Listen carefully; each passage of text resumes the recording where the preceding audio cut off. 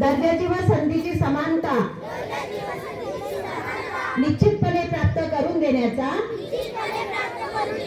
आणि त्या सर्वांमध्ये व्यक्तीची प्रतिष्ठा व राष्ट्राची एकता आणि एकात्मता यांचे आश्वासन देणारी बंधुता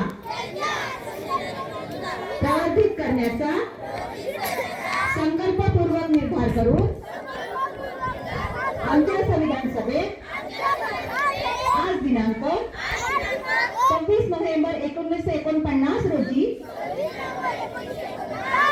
याद्वारे हे संविधान अंगीकृत आणि अधिनियमित